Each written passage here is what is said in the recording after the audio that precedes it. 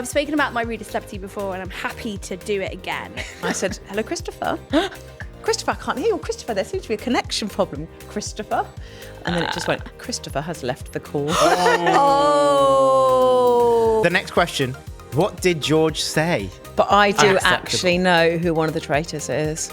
And it's so annoying. We're all on someone's payroll.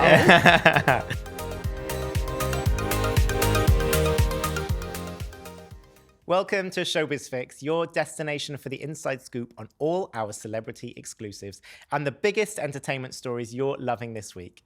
The summer's coming to an end, but there's a few questions left to be answered across the Sun Showbiz desk.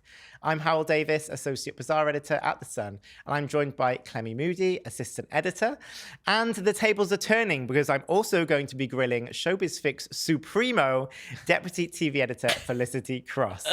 We're going to answer your most asked questions of the summer. Hold tight, it's going to be a fun one. So all of these questions have been submitted over on Instagram.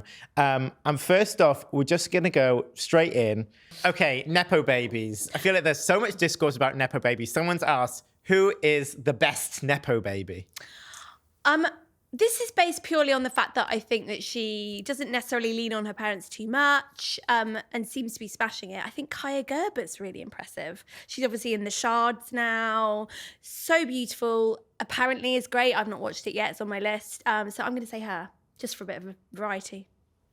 I mean, can I start answering first? Because she keeps saying my answers. No, no, I'm actually going to say the children of Gordon and Tana Ramsay. I met Tilly at a sort of charity initiative for a brilliant campaign called Feeding Britain. A few weeks ago, she did a marathon for this charity. She's so unassuming. She went and trained in a restaurant so she could be a chef. Refused to be like, her dad could have opened any restaurant door. She went to a different chefing school so she could learn her trade, is working for not much money in restaurants right now, is brilliant. Jack Ramsay, Gordon Tana's son, I think oldest son, he's a Marine, isn't he? So I think that clan as a whole is how you do Nepo babyism. Well, I'm going to go old school with mine. Liza Minnelli. Before Nepo babies even existed. Yeah, The OG Nepo. The OG, she's like, old Hollywood Nepo. And I'm like, that's kind of what I love, Yeah. These younger ones haven't proved themselves enough for me yet, I need some more. But she's like, 1,000 decades into her career at this point. And obviously the daughter of Judy Garland. I mean, she's had an amazing career. Good for her, right? Great answer. So on that note, do Showbiz newspaper exclusives still matter, do you think? Because, I guess we're in a day and age now where people can just stick stuff out on social media, the celebrity can themselves. What does a newspaper exclusive provide that the celebrity themselves can't? Well, slightly more impartiality, I would say. Obviously the celebrity can control the narrative, as is their absolute right to. But I think you probably get a bit more balance. And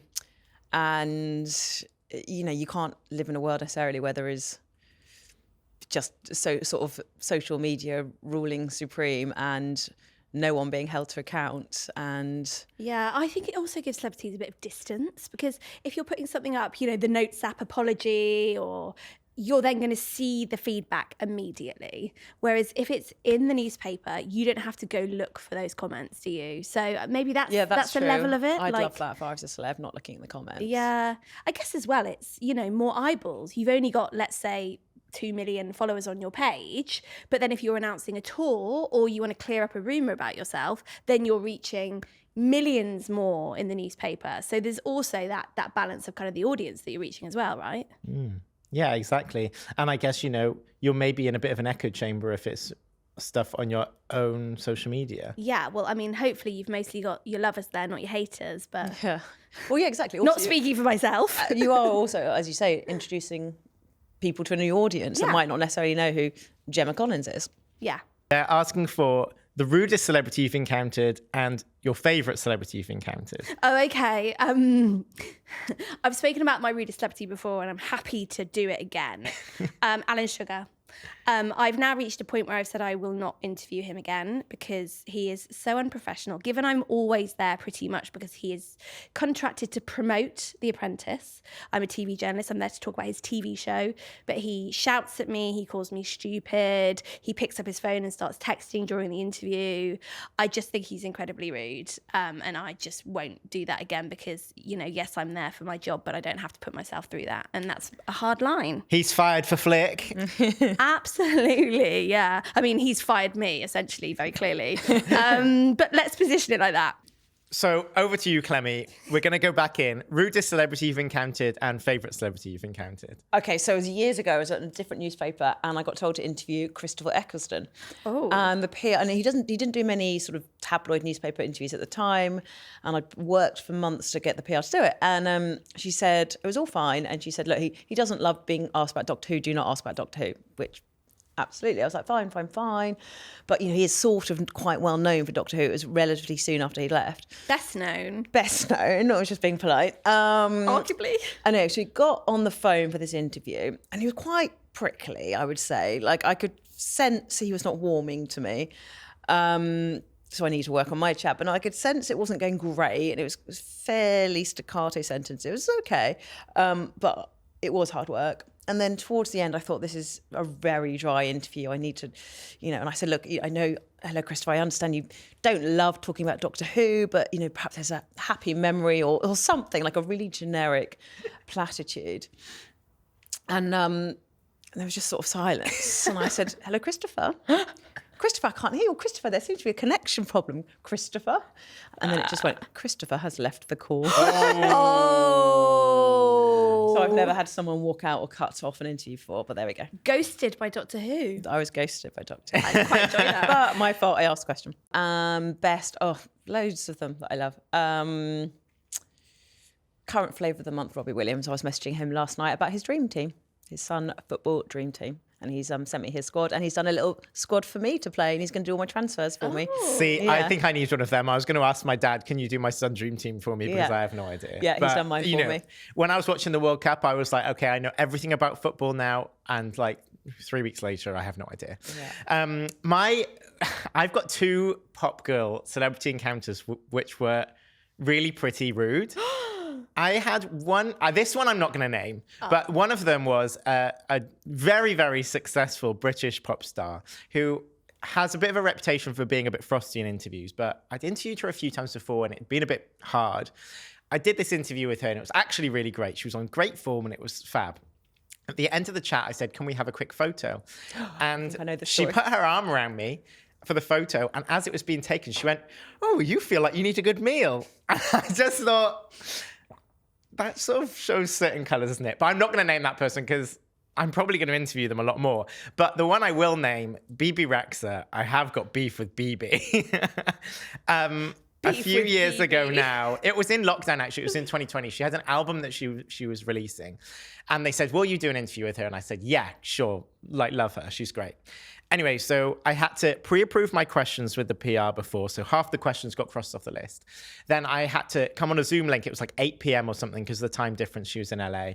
She was late on. She didn't turn up. So it was rearranged for like an hour later or something. That so I was on this call. Me. Really and then there was like maybe 3 people on the call. There was like 2 PRs and a manager or something as well. Everyone was listening into this chat. We did the chat. At the end, my very last question was about... will there ever be this like Albanian girl, Lady Marmalade, which they talked about of Rita Ora, Dua Lipa, Ava Max and BB Rexa. And I said, there's this rumor that Rita Ora and Dua Lipa don't like each other. Have you been peacemaker? Will you be able to help them make up? Great question. And this had been pre-approved question. And then there was the reps on the call and BB answered it. And she basically said, I've tried my best. Some people, sometimes there's divisions in the industry. You don't really know why. I never want to pit girls against each other, but this is the situation. Yeah. Anyway, so I did. Oh, and at the end of the interview, she said, make sure you put a juicy headline on it. So I run the piece, and then the next day she goes on Twitter and says, a tabloid in the UK is making up stories about me. I'd never pit women against each other, blah, blah, blah, blah, blah. I'm like, okay, well, I literally have the audio. So Did you release it? I've never spoken to BB Rexa since, and I've never released the audio. And the only reason why was because it was in at the time, there was a bizarre editor who's not here anymore, and it was in their name, so it wasn't in my name. Right. So I didn't get any flack, and I was really good friends. Her PR is one of my really good friends, and I just didn't want to make more drama because I was just like, this is a crap situation, but I don't want to make it any worse. I sort of don't want to turn it into this big if anyone drama. wants Hal to release the tapes, comment. Oh dear. And I'm actually going to say my favorite celebrity, Miley Cyrus. I interviewed her once, which was like a good lifetime goal of my career. And she was everything you'd want her to be and more. She's kind of the most charismatic person I've ever met. So props to Miley. She is a proper superstar. Love that. Okay. Now, Strictly is going to be coming back in a few weeks' time. They want some Strictly gossip. What have you got? I'll hand over to Flick here. There isn't much gossip yet on this series. What we're hearing, this was our colleague Jack Hardwick's exclusive. We're hearing that Lacey Turner has impressed everybody. They're like, wow, she is runaway favourite at this point. Delta Goodrem has made really good friends with Chris Appleton, Kim Kardashian's hairdresser. I can see that. I can see that too. And apparently Will Best and Chris Appleton are also getting on really well. So it's all positive stuff right now, which is nice. And for a all I change. know is that producers are very, very keen for the dancers and the pros, but especially the dancers, to be putting themselves out there on TikTok, especially. Yeah. And They had engaging TikTok audience. training the Oh, did other they? day. I didn't know that. There you Yeah. go. That would make sense. Yeah, we did it as a story. Yeah. I also interviewed the hosts yesterday. Oh, yeah? And thoughts? And I wasn't convinced when the announcement came out. I didn't see how it would work, but I was blown away by the chemistry. I think everyone's going to be really impressed by them. I think it's perfect. And they had some great lines. The story of how it all came together, which obviously is part of the interview, which is embargoed, is really fun. It's not what you'd think. So I guess that's the secret of Strictly. I also will say Emma Willis, I think, is a complete gem of this nation. I think she's a wonderful human being. So I hope it works out. Yeah, I really hope so. Another one for you then, Flick. Who else is going to be on The Masked Singer with Alan Carr? Oh, yes. So this is the big change to the series this year. Alan Carr is leading a panel of detectives, which are sort of like a rival to, you know, Maya, Mo, Jonathan Davina. Okay. So far, we know Stacey Solomon is on that panel. I did actually call a name in yesterday that I had heard, but it was denied, sadly, which was Anton de Beck, who I thought would be fantastic because he's got that, you know, that he can look at it from a dance perspective. Whereas I was a bit unsure about how Stacey Solomon fits into the pack in terms of her critique, but she's obviously great value. She can sing and she knows a lot of people. Yeah, that's true. Yeah, so that's as far as I've got with Masked Singer so far. And when does it start? Oh, so they film September, and then it usually airs beginning of January. So if we want some clues, we need to check socials and see who's flying into the UK in We September. do. And who's been quiet in September? Alan needs you on his panel. Yeah, I think so.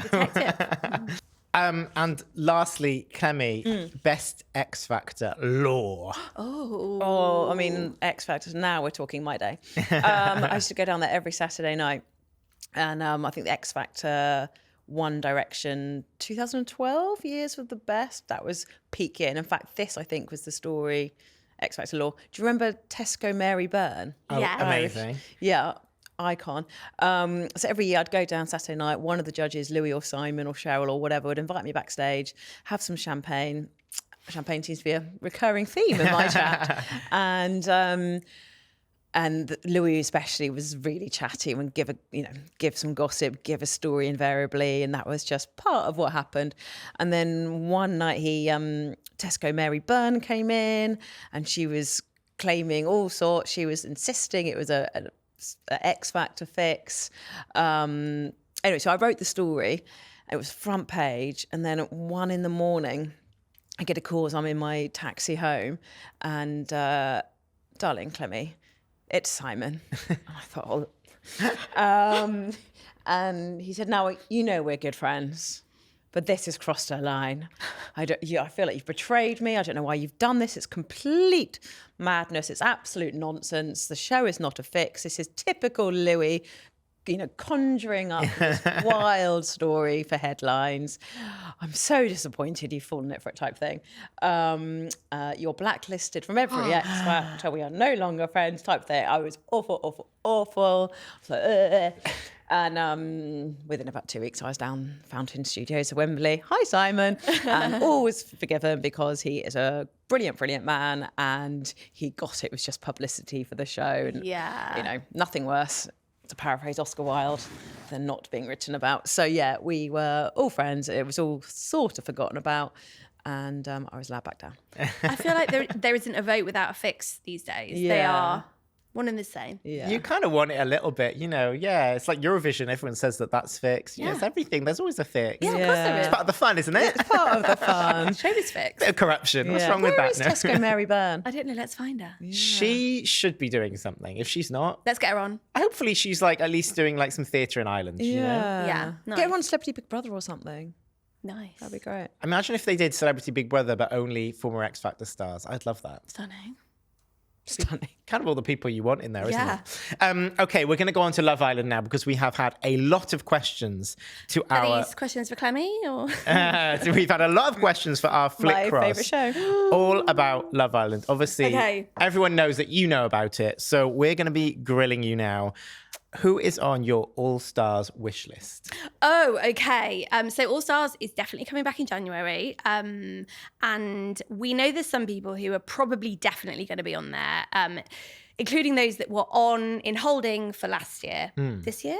This year. One of those is Billy Brown. I think he will be fantastic. He had a really short run because he was Casa and Moore, had that bit of a dabble with Gemma Owen. He's funny, he's clever, he's fit. I think he'll be great.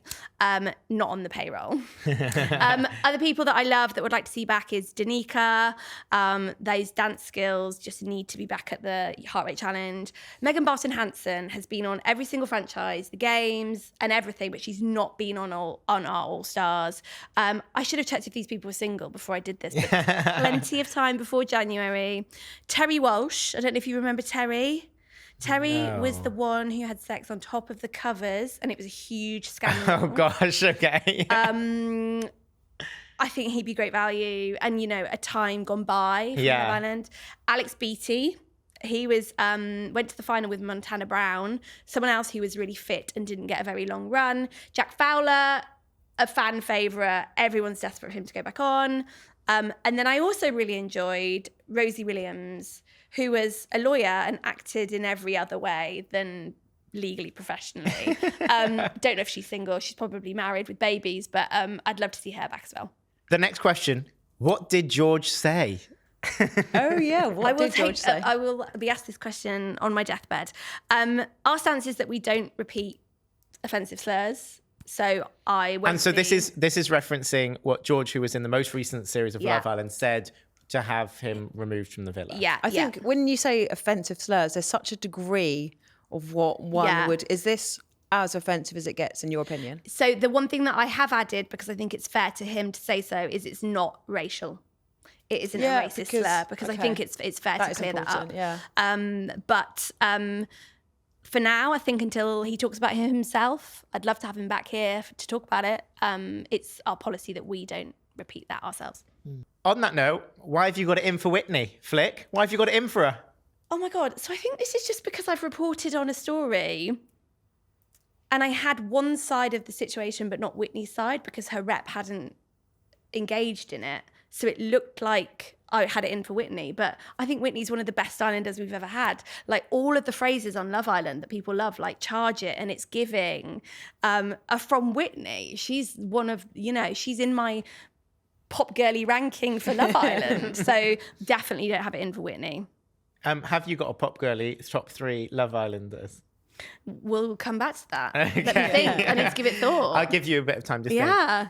Why have none of the big Islanders signed deals yet? Oh my God, yeah, they are taking ages. So we're nearly at a month now. And usually by this point, we've had the Opoly announcement, we've had the brand announcements, we've certainly had agencies signed up. However, today I can reveal that Yulia has been announced. So by the time you watch this, she is signed with quite a model-leaning agency who look after Yasmin Petet from last year. They're called RUA Management. It's kind of more leaning towards that model-y side than necessarily the, brand deals and that sort of thing. But I think they'll do brilliantly for her because she has that classy edge. And then Lorenzo's met with literally everyone. He wants to be a DJ. Oh, really? Yeah, so it's a slightly different vibe I think he's going for, a different direction. I think they're going to be making decisions soon, but it has taken ages, and I do worry that they've left it too late, but we'll see. Time will tell. Okay. And also, is Shakira going to be on the debrief? Shakira has had such a. I'm looking at Clemmy, like Clemmy, like yeah, and she's like, Yeah, Shakira, a pop star. yeah. Shakira got such a hard rap from fans of the debrief. They all had to pick a different standpoint in the debate. Yeah. And I think that quite often that landed on Shakira. But as I'm saying this, I believe it's correct to say everyone at ITV is very happy with them. The big three, all of them, and discussions about renewing the format for All Stars will happen in a couple of months. But as far as I'm aware, the intention is to just continue as was, and everyone's very happy. I think when a new show starts, it's always quite hard to figure out the dynamics and get it right. But Yeah. You have to give it time, don't you? Right? You have to give them a bit of time and Yeah. give it another series at least before people can really judge. Yeah, definitely. that I don't know whether they'd want to do it again. True. But we'll see. They might have other things. Yeah. Go on then, quickly. Who are your top three Love Islanders? Oh, I've not thought about it yet. Ask Clemmy a question and I'll think. Ask me that. Yeah. Okay, well, we're going to move on to Beckhams now because obviously, Clemmy, you know a thing or two about the Beckhams. They have asked, what's the real story between Brooklyn Beckham and his parents? I think, in all honesty, the only people who can answer that are the Beckhams themselves. That being said, I obviously, have spoken to both camps, the Peltz camp in the States, and clearly the Beckham, friends. And from the Beckham side, they are absolutely heartbroken. Did they see this coming? No, I mean, it's been a sort of very slow pull of the Band-Aid, hasn't it? It's well known that they never really saw eye to eye with Nicola. There was a brief period of détente when things were okay. And on paper, they should get on so well. Yeah. They're both fashion girlies. Oh, God, I'm speaking with your lexicon. They're both fashion girlies. They both like high-end things. They have similar interests. And it doesn't. And I think only time will heal this rift, and it is not being healed anytime soon. Do you know what I think though? Look, Meghan and Harry coming back from America. No one ever thought that relationship would be healed. And I mean, I don't think it has been healed yet, but that's the first sort of white flag being raised. I really hope that is, a reconciliation, that we are seeing in live real time.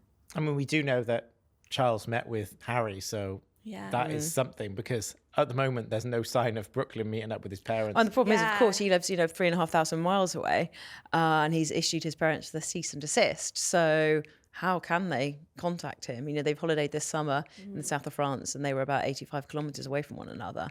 But his parents have no legal way, effectively, of contacting their son. So unless he and Nicola decide to sell up home and move back to London or the Cotswolds, and Nicola won't do that anytime soon because her family's based in Miami and upstate New York.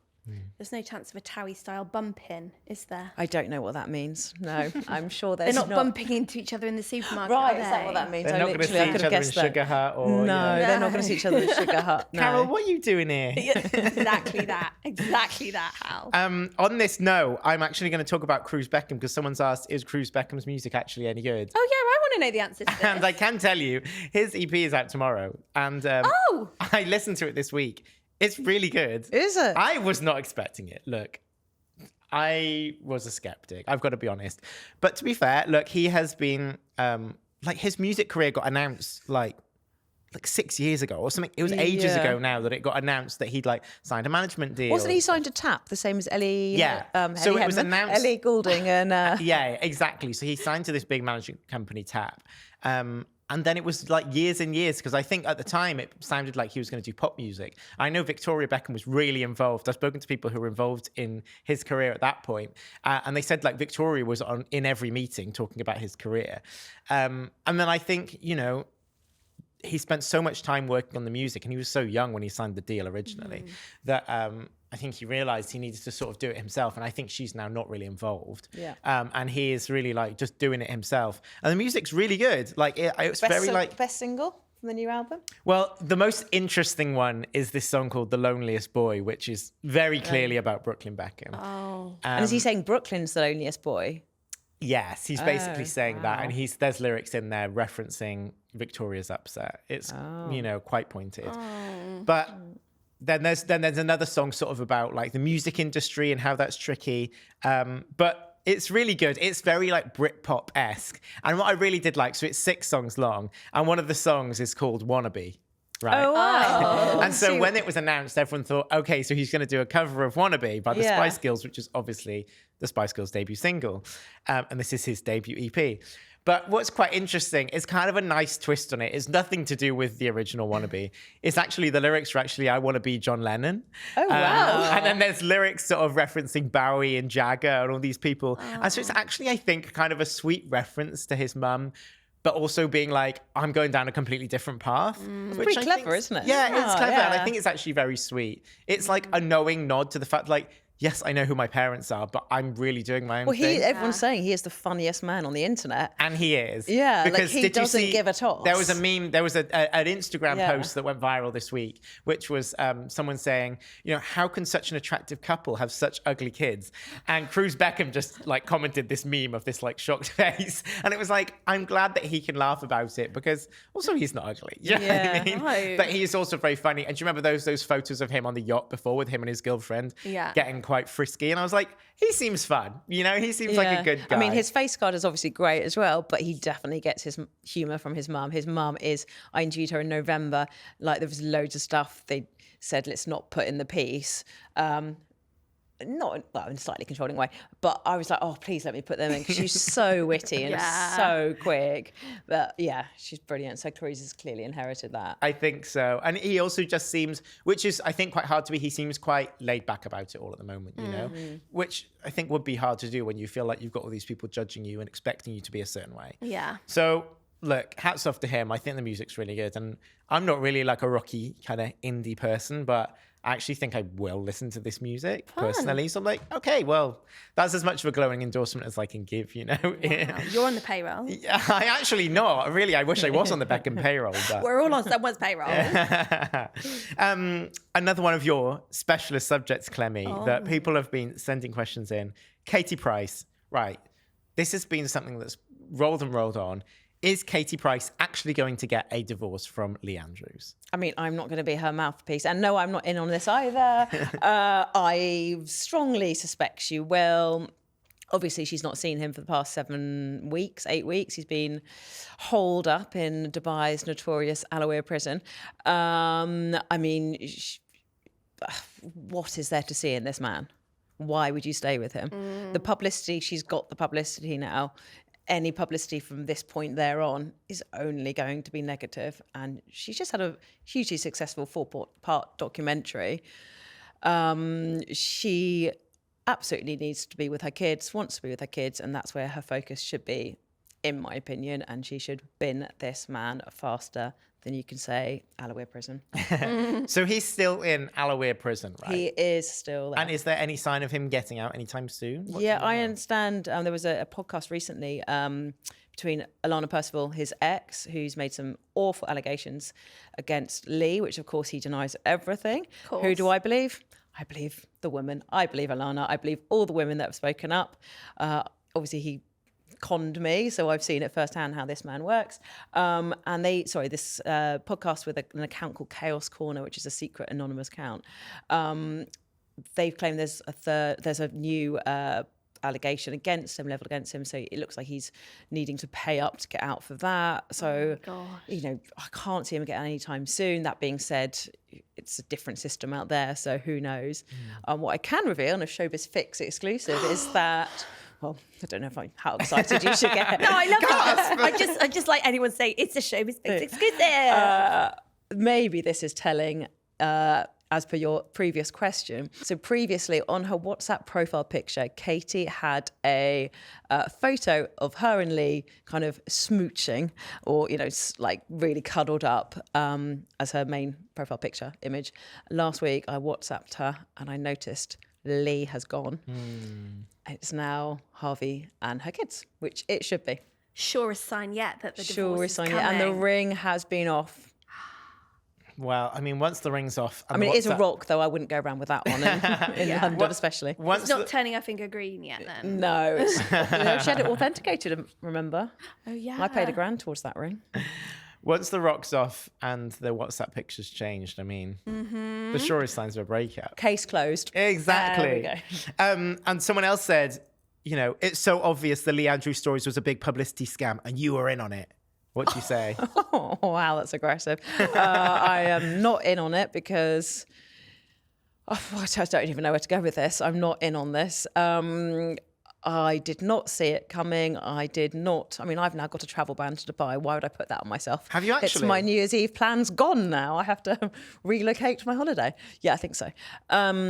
Apparently, Lee put in a complaint against me. I mean, whether we believe a word that man says. But yeah, no, I'm not in on it. I don't think anyone could have foreseen this absolute debacle and madness. And it just had everything, this story, as a media and a social media thing. But no, I have not been paid for a story. I have not received a penny. The bank refunded me, HSBC refunded me my cash. Yes, I have spoken to Katie to keep abreast of developments. And yes, I exposed Lee, and no, he did not know I was going to try and bring him to light. And he's not, well, I've blocked him now, so he can't contact me. And, well, he's still in prison, so... And he's still in prison, thank God. Lee is still calling Katie pretty much every night and saying the same spiel, which is, I'm going to be out tomorrow, babe, don't worry, I'm going to be out. And obviously, as we speak, time of going to print, he is not out. I just love the idea of Lee stood at like a little payphone, Yeah. like a little, like, my time's up. Sorry, guys, I'm just on the phone to Katie, because you know he'd say that. Just on the phone to But Katie. I was in the car next to her when he was calling, and she was really genuinely desperately upset because she hadn't got to see him, and she thought he hadn't put his prison order in time. God, it's very EastEnders, isn't it? And he was ringing, and he said, "I've only got sort of 10 seconds." It was really like, oh my God, like it is on television. Well, it's like Hal made a very good point that it is like a true crime podcast. Yeah. Like, that's, I think, why, and you think this too, why people are so fascinated by this, because it has got that true crime, then this happened, then this was revealed, and here's the twist no one saw coming, isn't it? My last question is, what do we think about spoilers? Flick, I know you've had a lot of this on your TikTok. Where do we stand on spoilers? Are we pro-spoilers or are we anti-spoilers? So if you're talking generally... I just like to know what's going on with everything. But if you mean in terms of me being someone who reveals spoilers, specifically about Love Island, it's very clear from my page what I do. It literally says spoiler alert at the top. People know that's what I do. One person's spoiler is another person's being in the know and having all the gossip. And I think that you choose where you draw the line. So no apologies from me. And I guess actually it depends on the show as well, right? If we were saying months before Traitors was on about who goes out first and who goes out second and who's a traitor, that is But I do unacceptable. actually know who one of the traitors is, and it's so annoying. Oh, Can you not say anything? annoying. Because I actually really don't do not say. want to know. I do not want to know at all. Yeah. Do you know what I would also say just about the Love Island spoiler situation is we never actually say the names. It's clues and things. The only time we say the name is if someone has walked or quit or been kicked out because they could be seen at the airport. Yeah. So we're spoiling it instead of the airport spoiling it. And also that's not really part of the show in some ways then, because sometimes they just disappear off screen and everyone goes, well, where have they gone, right? Yeah. But I would just say, it's, you know, I'm just doing my job. Please stop sending me death threats and stuff. Thanks. I mean, I think that's a lesson for the ages. Please don't send people death threats. Yeah. I think we should live by that. On that, though, that is your Showbiz Fix for this week. Remember to subscribe to us here on the Sun Showbiz YouTube channel for all the inside TV and celebrity gossip. See you next week.